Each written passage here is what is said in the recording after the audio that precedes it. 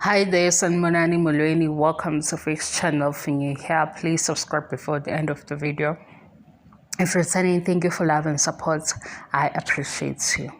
Isigaxa wekazi isigaxa sendaba unalo baba lo trendani mboni ekuthiwa nje lo bebhizi ephenduphendula lo mama bawu-400 ngibone kanjalo full story angakayifundi kodwa sengiyibone benginoba yena isithombe sakhe sikhola yonke indawo lo baba bayamncoma-ke kuthiwa qhawe kanjani obhude nabazi bayithanda izinto ezi-wrong ukhona yonke indawo kodwa indaba ithini kuthiwa nje abantu besifazane akadlali nabo imikhuba yakhe ngizwe ngabona la kuthiwa amagama akhe vele aqonde ukuba njani asishiyele guys umbuzo into engifuna ukuyibuza ukuthi kahle kahle kuba umuntu wesifazane kuphela yini umama kuphela yini okuthiwa mayenza into ebukeka iphoxa mhlawumbe into engithi nje suthi hawu yaze ya-embarrassing lento or humiliating kuba umuntu wesifazane kuphela umama kuphela ewunkosikazi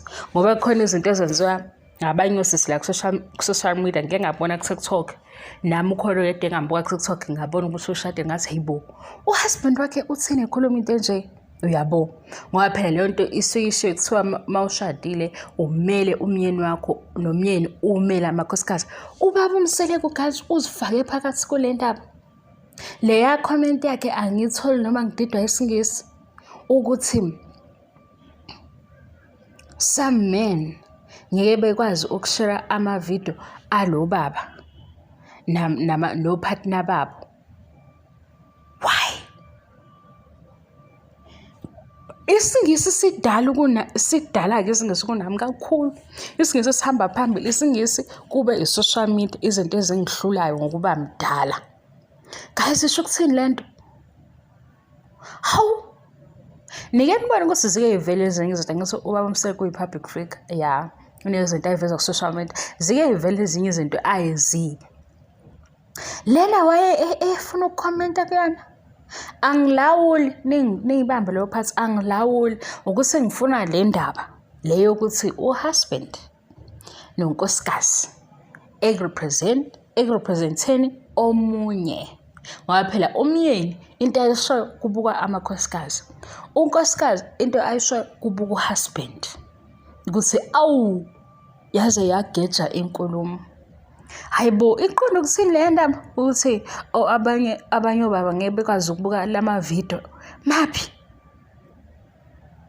ukhona udade engibonile ku-Facebook page wakhe ethi phela ubekhuluma ngani ubekhuluma ngokuthi yena-ke lo baba yena lo akayisebenzisa i-protection so kubalulekile because sekuyavela ukuthi beshintshashintsha abantu besifazane egcizelela iphuzu lokuthi kubalulekile ukuthi wena muntu wesifazane uzivikele because uzofika kumuntu athi akayisebenzisa i-protection mase ucabanga ukuthi ingoba ezazi ukuthini nokuthini kanti ususengozini ngoba nakulaba abanye ikhona le ngizothi yini le ndawo le engahlangana abantu abeyikhuluma inganekwane yokungasebenzisi i-protection athi omunye ingoba uyangithemba or ngiyamthemba noma engasekho phambi kwakho mayengayifuni i-condom hawe ma ngiyaxolisa ukusebenzisa leli gama yibo yini evideo ezobanjani-ke manje yo right kodwa senizwile iphatha egijimayo-ke leyayo ukuthi besikhuluma ngani lapha ku-protection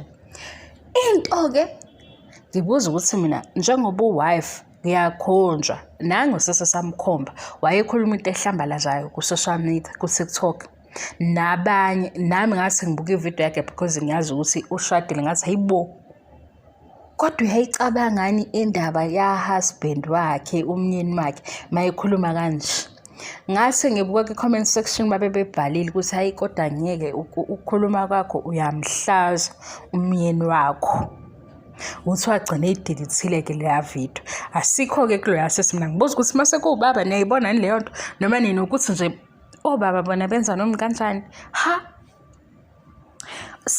some men bashare ngeke bekwazi ukushare le video no-partner kanjani guys nisho ukuthi isisodani kanti usahamba usade school kanjani Ngoba lo dade lo engibambe kuye indaba ye-protection uyena engathi unalo ulwazi lama-video ngoba usengicane ngawafuna ama-video kimi. Oh, yimo judgmental. Ngoba nje ngisacabanga ukuthi why ngizoyobuka i-video yalo baba lo ese-ofisini vele ubenza leya nto leya. Ubebanika leya nto. Into evelayo kuma-comments aqondene nakho lolu daba kuthiwa ubengabaphoqi. Manje ngiyabuza ukuthi why ngoba ngahaleli. Ngikuthi nje ngathi ngilungisa indaba yami nezulu. Hayi. Angihaleli kodwa sengicabanga ukuthi yindaba kuthiwe abanye obaba ngeke beshare. Hayibo, yini kanti kuyasherwa yini ama-video anjena vele? Shothi sele izinto zathi azilungi nje. Sishiya izinto ey'balulekile ubuye kubuka ama-video hayibo, kubuye kubuka ama-video. Nina no-partner benu nibuka ama-video. Niyabusa chakhulumela iqiniso ugonyo likani lana isitshele mhlambe yenye ithipho esisele kuyo lena. Manje nisuke nifunani kwi-video? Or nisuke nifuna ukubona ukuthi le nto le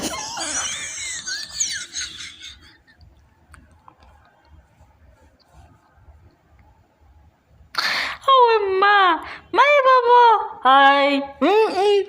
Nina nithule nendaba yokuthi nishare ama-video guys othandweni noma emshadweni kukwazi njani kuvusa leza zinto. Hayibo guys, indaba ethini le yazi ngihluleka uku-understand isingisi ningasanginaki. Angisekho serious ngihlulwa isingisi, angisekho serious ngihlulwe isingisi ukuthi kusharwa yiphi video yalo baba nalabo mama. Shuthi masebenza njani lomlisi hawu uyena niphinde futhi nibuke hawu usewuye ngoba phela shuthi ama-video akhe maningi njengoba kube kuthi abantu besifazane abaningi. Ithini indaba? Habe sengibuza-ke kulaba-ke nathi ababuka into bethi besabe kanjengami ngokuthi hawu le nto le iyokuba namahloni ibekwe komama kuphela, ibekwe ko-wife kuphela ukuthi hey saba ngomnyeni wakho iba namahloni thula. Oh baba, bye guys, angisekho serious. Hayi into zami bengiza kahle.